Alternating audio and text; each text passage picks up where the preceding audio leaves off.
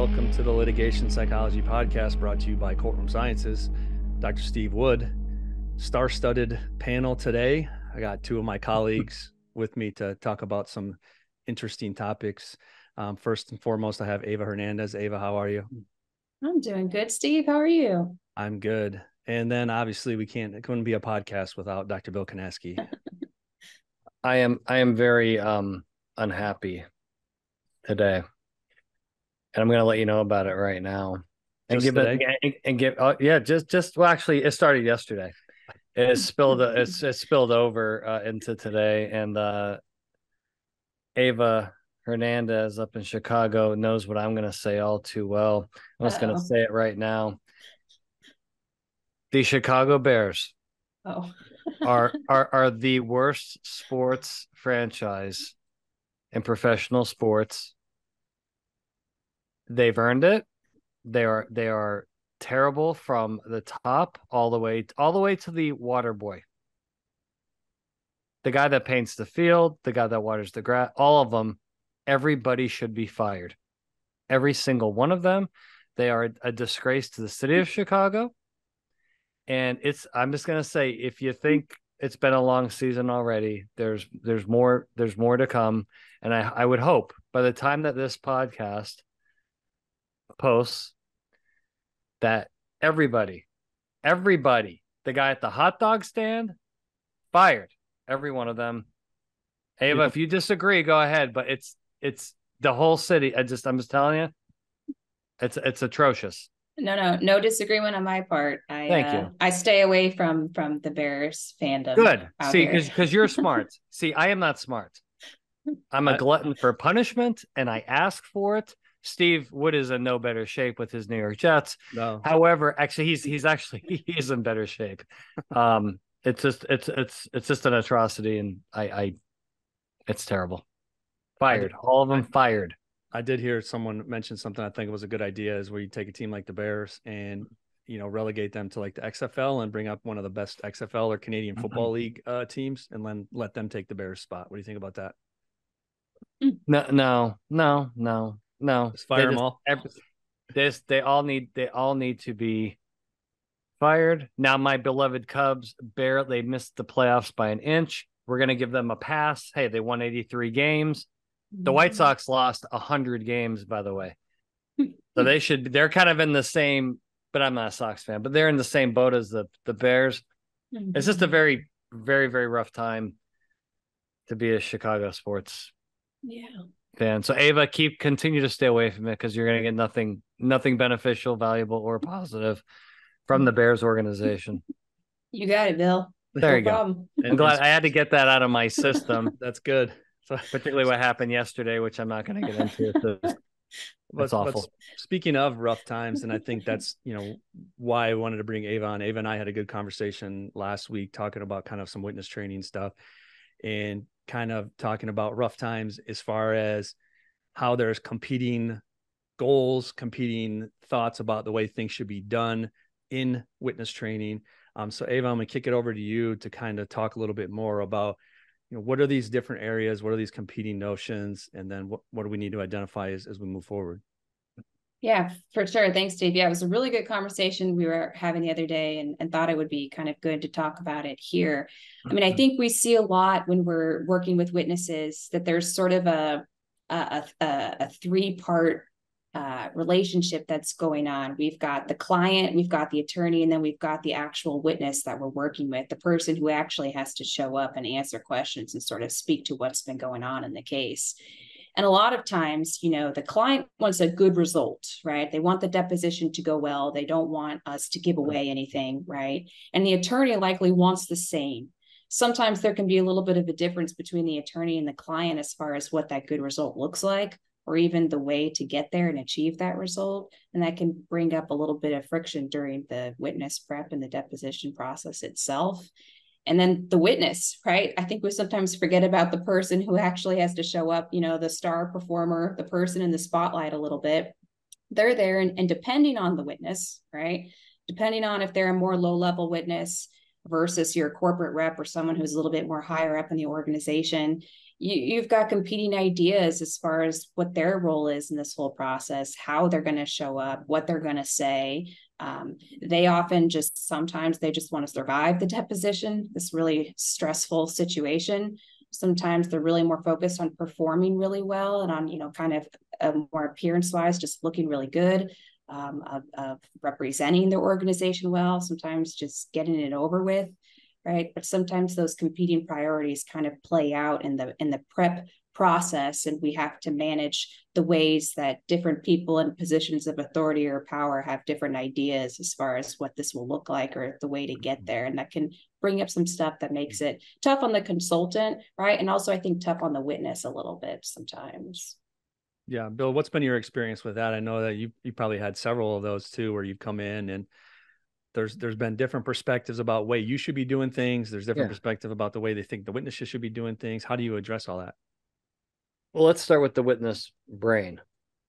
So the witness brain is pre-wired to survive. So how does it do that in a cross-examination during deposition? Is it wants to defend. It wants to explain. And we know where that leads, right? And so, you know, one of the key issues with the witnesses is resetting, you know, a cognitive reset on really what the objective is, which is not defending, which is not explaining our way out of this, because there is no way out, right? Mm-hmm. And if they don't understand that going in, they're gonna make a lot of mistakes. And so I tip, you know, I mean, the three of us run the same system. I mean, it's in the first 20 minutes typically that we address this very, very early, saying, what are we trying to accomplish here? And the whole notion of we're trying to, you know, rest in peace, Jim Valvano, we're trying to survive and advance. That's the objective in the deposition. We're not trying to win anything. And the brain doesn't really get that. It's a very foreign concept, and one that the witness brain will forget very quickly and regress back into, you know, becoming defensive, evasive, over-explaining things, because they start to use their work and social communication skills in the deposition, and that'll get them killed really, really fast. That's kind of the first area that, you know, that you see that's a huge challenge. And then, as Ava mentioned, now we got sometimes some triangulation going on, because then now sometimes, I say most of the time, you get a solid defense counsel that agrees and says, yeah, don't defend, you know, because here's the thing. We have defense attorneys. They defend. We hired defense experts to defend the case. They do all the defending. We don't need fact witnesses or corporate reps defending anything. And most defense attorneys we work with would fully agree with that. However, the occasional defense attorney who loses their mind as well will want the witness to defend. And we know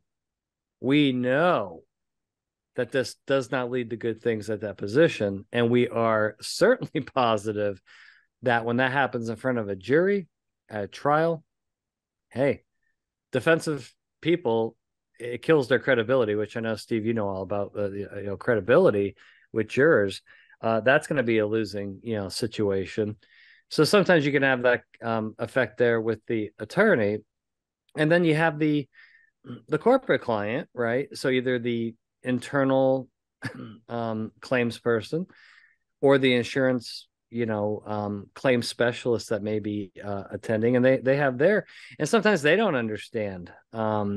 Sometimes they want to defend when they don't really understand the purpose of this and what the implications are of a defensive witness. A defensive witness gets you nowhere. So the thing that I see is, so not only when I'm entering witness prep, am I evaluating the witness, I'm evaluating the defense attorney and the claim specialist to see where their heads are at, so we're all on the same page. And here's again, no one talks about this. But defense attorneys and claim specialists, they can go right into fight or flight responses just as quickly as the witness because they're emotional about the case, right? Oh, Yeah. yeah. And so they get emotional and then their objectives get out of whack. So I think early on in witness preparation, or witness training is what we call it, that I know the three of us all do this. This is really important, is that we all get on the same page.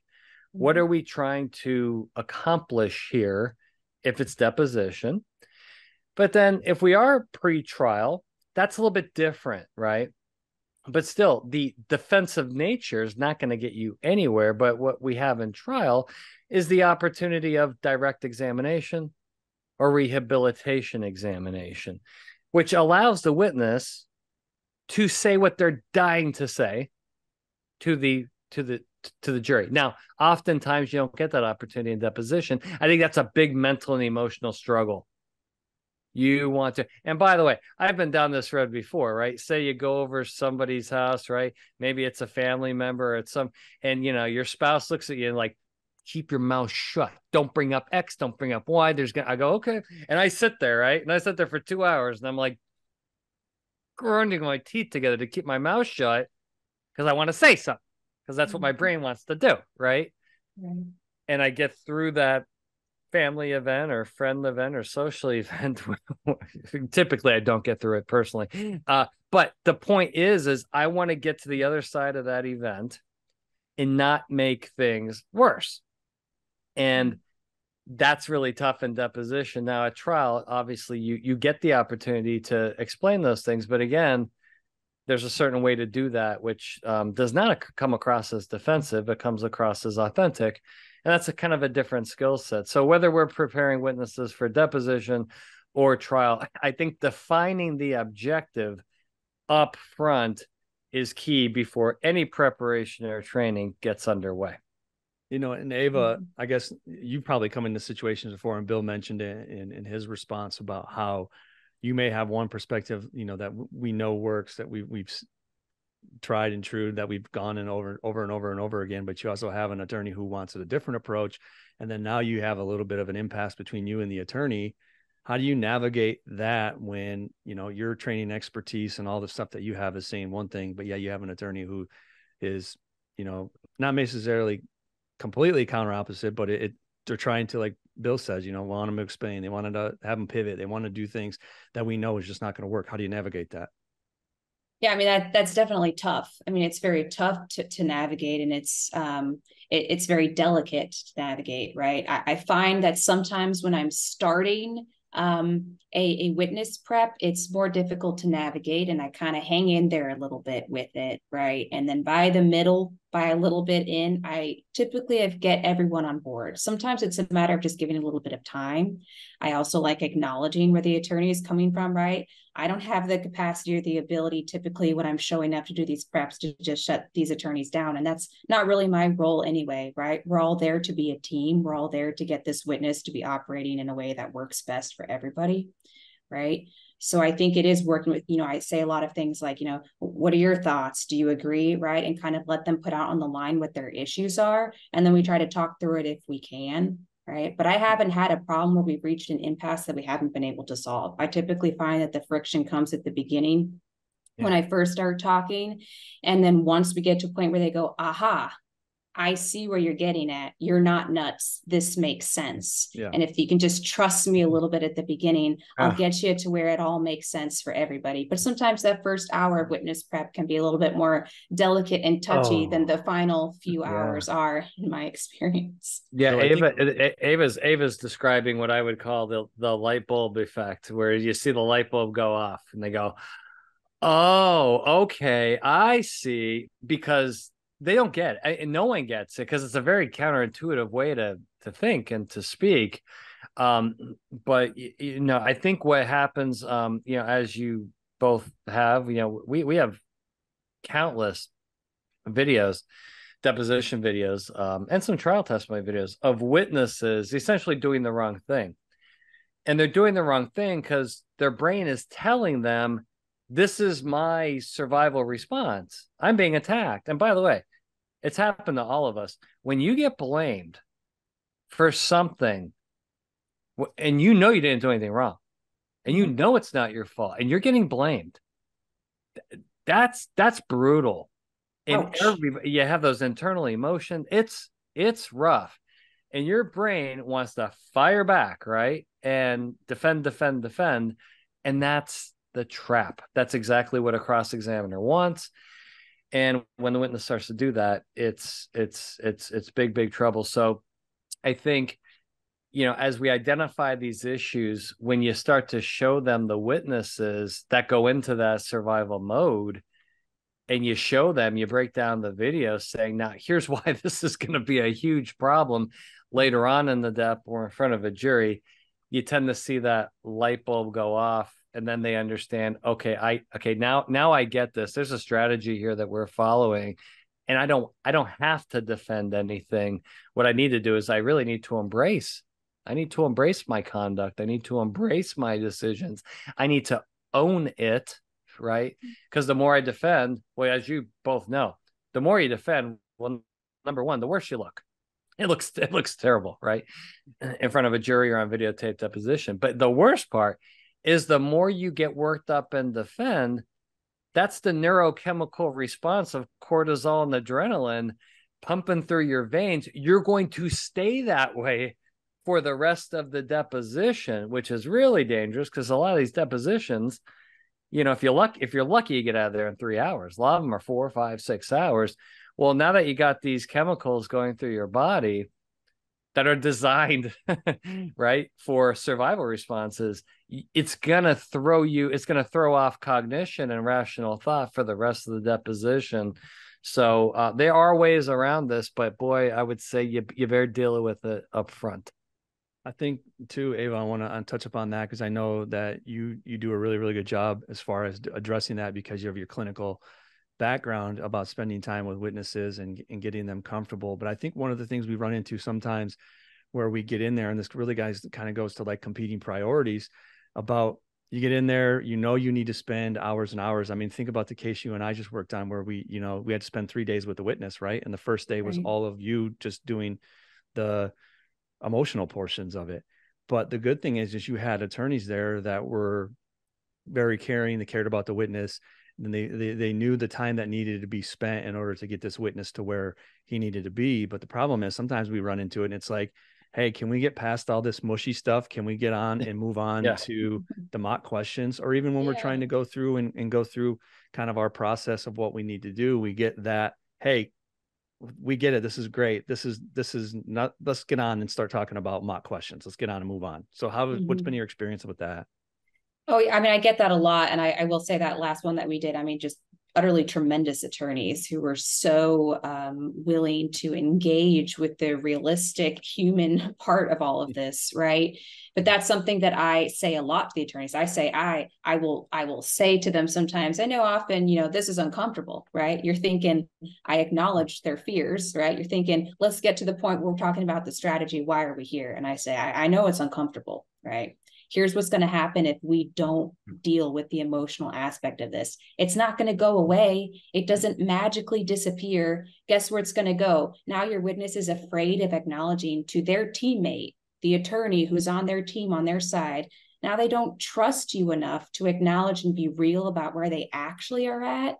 And that will come out later. And it will most likely come out at the actual deposition where they're again under an intense, stressful environment where someone's poking at them, right? Why don't we deal with this in a safe space, and deal with it with your actual teammates, right? And use this as a time to build a little bit of trust between all of us and engage with what we've got going on.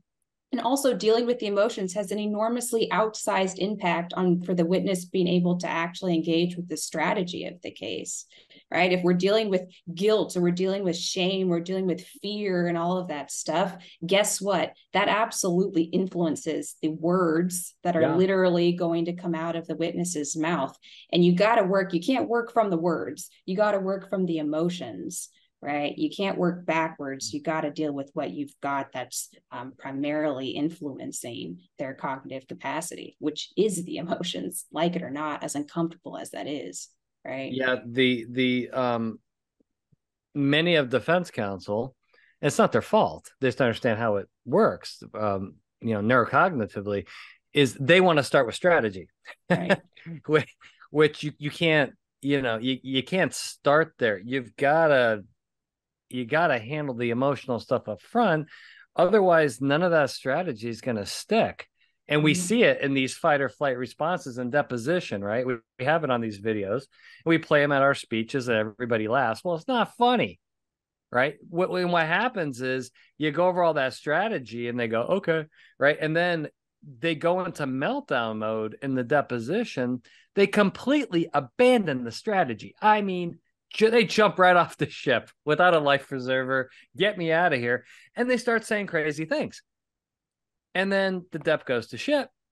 And then the attorney is like, I can't listen. Every one of these speeches I give, after every one of them, every single time, attorneys come up to me afterwards. They're like, I told my witness to stay calm. I told them the strategy. I worked with them for 3 days and they completely abandoned the strategy. I don't understand. I told them everything you told them. I go, no, you didn't. I know what you did is you really, well, A, you don't know how to deal with the emotional things, number one. But number two, you dove right into all the strategy. You thought you had a plan. And then a really good cross-examiner. And by the way, defense attorneys do this when they're cross-examining other witnesses, right? If you know what buttons to push, a defense attorney can get a plaintiff attorney in fight or flight just like that. And we have the same process occurring. So defense attorneys, when they're deposing or cross-examining plaintiffs or plaintiff experts, it's the same process. If that person hasn't been built up, right, cognitively, behaviorally, and emotionally, and the defense attorney can go on the attack and push their buttons, the plaintiff witness will completely abandon the strategy, go into fight or flight, and start saying crazy things. So this is not just about defense witness. It happens to plaintiff witnesses too, and both sides can do this to witnesses. And if the witnesses are not prepared emotionally and tested emotionally during the preparation and training process, everybody's vulnerable. But I think that goes to, Bill, when you say if they're not tested in the process, I think that's why we see sometimes where attorneys want to just dive right in to the mock questions and say, here's the high points, right? Keep it short, keep it concise, answer only the question, and wait till the question is done and go. And they think that that's enough. And to spend 3-4 hours talking about something like that is a waste of time, right? It should be we should be able to just hammer it out in 30 minutes. It's a complete, yeah. I mean, you can, again, every time I speak, they come up to me. I spent hours with this witness, and 90 minutes into the dep, they pulled the ripcord. 90 minutes. And none of it stuck. I couldn't believe it. And I'm like, well, I'll gladly explain, why that happened. And these are exactly, the reasons why it happens. It's impossible. And then they're shocked when it happens. And so, we know what we're doing. We've cracked the code on this, and we know how to get these witnesses where they need to be. Because here's the objective. They're going to get a lot of questions, and they have to adhere to the strategy over multiple hours. Number one. So we have a fatigue and longevity issue here, right? And then number two, they have to adhere to the strategy when being attacked from different angles, right? And we have these videos, right, where the witness gives the correct answer the first 4 times, and then time number 5, they lose their mind. Right. But they got it right the first 4 times. They just weren't ready for angle number 5. This happens all the time in deposition. And so having that type of, and again, it's neurocognitive, neuroemotional training is the only way to get to the other side. You can tell any witness, and this is what happens. You can tell witnesses all day, all night, till you're Carolina blue in the face. Hey, stay calm. Stay calm, breathe, don't get upset, don't get annoyed, don't get frustrated. And the witness is going to look right at the attorney and go, okay, I got it. It's impossible. The brain's not wired. God, imagine if my kids did that, right? They actually did what I told them to do. You can tell people all day, it doesn't matter. And so one of the main things that we focus on in our training with witnesses, which I think is the most important part of the training when you really look at the value, is creating failure during the training. You have to find where's the neurocognitive weak link in this chain. I got to find it. I need the witness to fail in a training environment, not a deposition environment. And I can weld that together. I can fix that. And Steve, you can fix it. And Ava, you can fix it. If that doesn't happen during the training, the cross-examiner is going to find that weak link at the deposition or in trial in front of a jury. And there's no repair for that. It's going to blow up in your face. And so the benefit of advanced training, finding the weak link in the chain, having the witness miserably fail with the safety net of us, right? There, and then being able to repair that chain so that they can go into the deposition and then adhere, keep that chain strong, adhere to the strategy. That's the secret sauce. And I got to tell you, that is not easy. That is hard damn work. Okay. That is hard work. All of us together. How many years of advanced training do we have combined? It's over 30. It's crazy. And that's how much it takes. This is really advanced stuff. Yeah. And Ava, Bill mentioned about talking about angles and all the different angles that opposing counsel is going to take. I think one of the things too that doesn't get probably brought up enough in this training, and it goes back to, whether I want to be spending the time doing it or whether or not there's a focus on getting the witness to understand the different angles. But, I want to have you talk a little bit about understanding where witnesses will sometimes agree to things or disagree with things and not understand what it is that when they agree to something that seems very innocuous, about how that ties into plaintiff's theory, right? Because I think a lot of times you can see these kind of risk, safety, danger, harm questions, and those kind of make sense about where they're going with it. But sometimes it's case facts or developing and getting people to agree to certain case facts that witnesses don't understand where that point is going to lead to and how that fits into plaintiff's narrative and how that fits into the plaintiff's case, their theory of the case.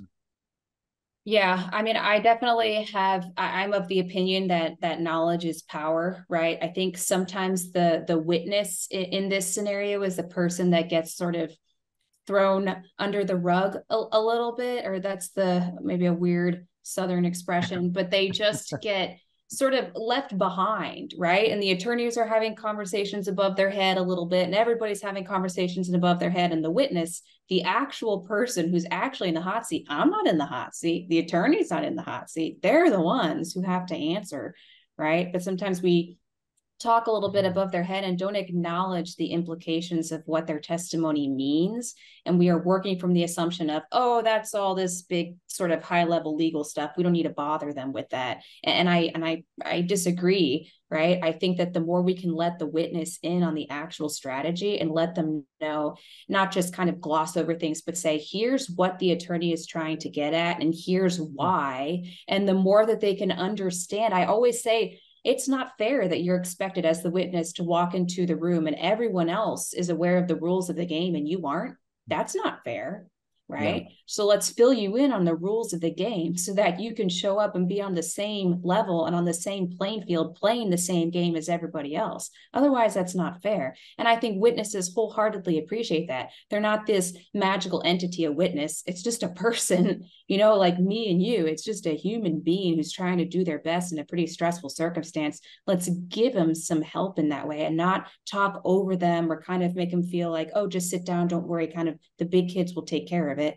Right? Let's let them in on what's going on. And that will actually help them testify so much better because it gives them ownership over what's going on. It gives them insight into what's happening so that they can, as we teach during training, right? They can catch and see 100% of the traps. But if you don't know what the trap is, and if you don't understand what that trap is intending for you to do or to be in the moment, how can you catch it? Right? So we got to kind of work with that a little bit, in my opinion. That reminds me, Absolutely. have you guys seen that show Jury Duty on Amazon? Oh yeah. I mean, it's like that, right? It's the guy who's a juror in a case that he believes is a real case, and everybody's in on the joke.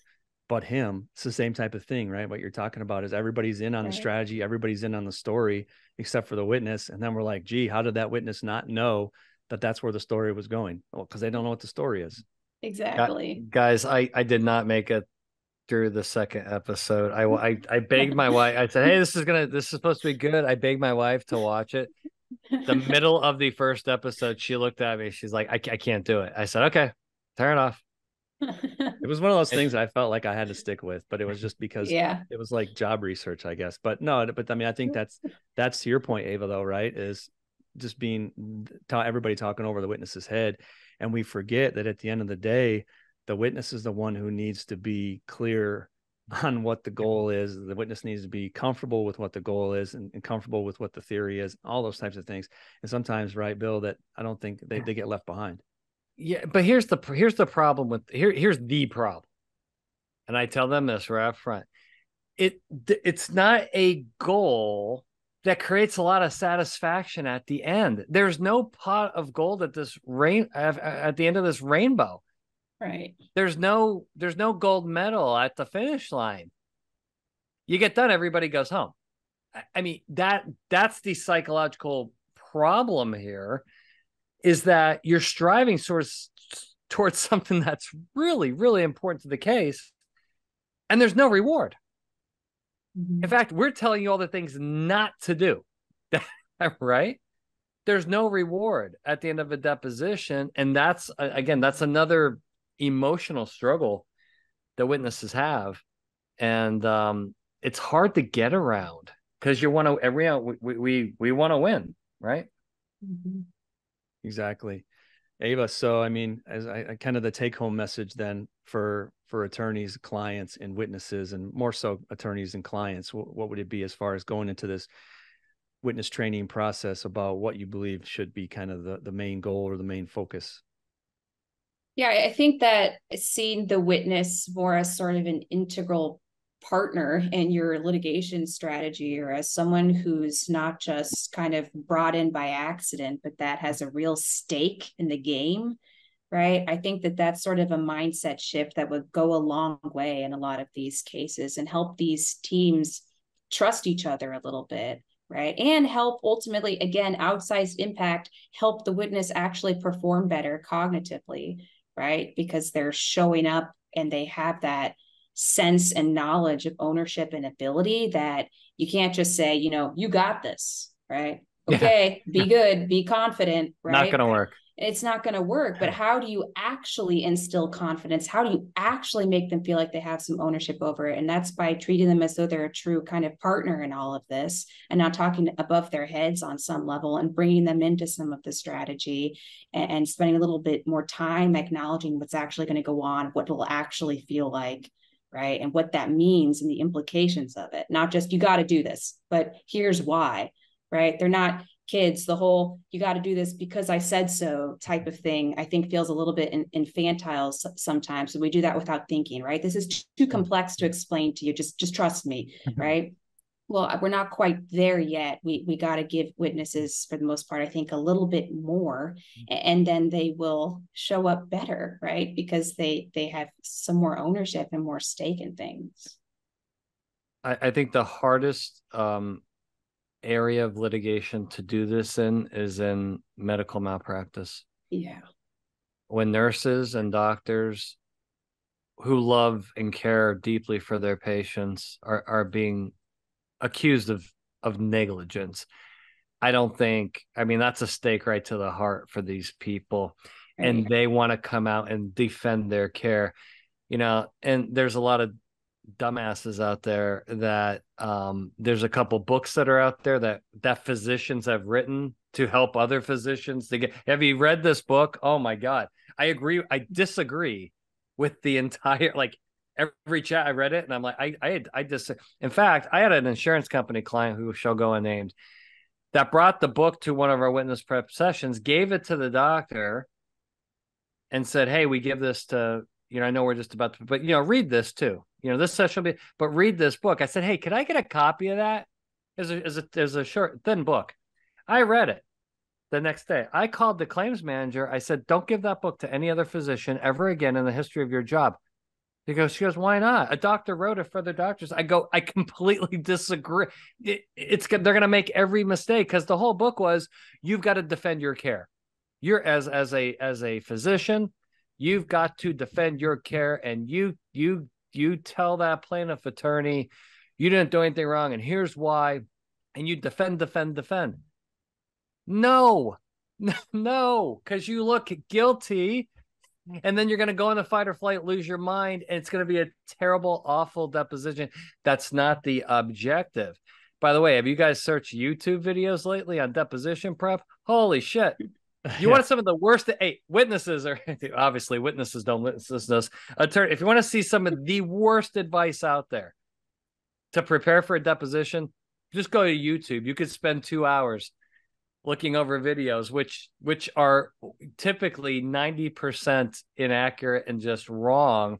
And by the way, I've caught a lot of witnesses, anxious witnesses, going to YouTube, Yeah, right? Oh, yeah, yes, or buying these books, yes. trying to, and listen, and they're just desperate for information, right? Hey, listen, we all do it, right? Oh, I got a little rash on my arm. Oh, WebMD, right? Oh shit, here we go. Hey, right, that we're information seekers, and then they start getting the wrong. Again, it's the wrong objective. And so there's a lot of things we can do here to get their head on track. But I think the whole purpose of this podcast is if the objective isn't clearly defined and cognitively they're not on track, you can work with these people for days as a defense attorney. It's all going to collapse in the deposition against a skilled cross-examiner if they're not cognitively and emotionally trained appropriately. Exactly. All right. Well, I'm gonna wrap this up. I know all of us got some stuff to get to, but I appreciate you coming on, Ava and Bill. I wanted to touch on this. I thought it was really, informative. Then when we had that conversation, I thought that I needed, the audience to hear that. So I appreciate it. As always, reach out to us, any one of us, via email. Go to courtroomsciences.com. Has all of our blogs, posts, podcasts, all that type of stuff on there. You can reach us through that as well, through the contact us link in there. And we're happy to talk to you about any of your topics, any of your needs. So thanks again to Ava Hernandez and Dr. Bill Kanasky. This has been another edition of the Litigation Psychology Podcast brought to you by Courtroom Sciences.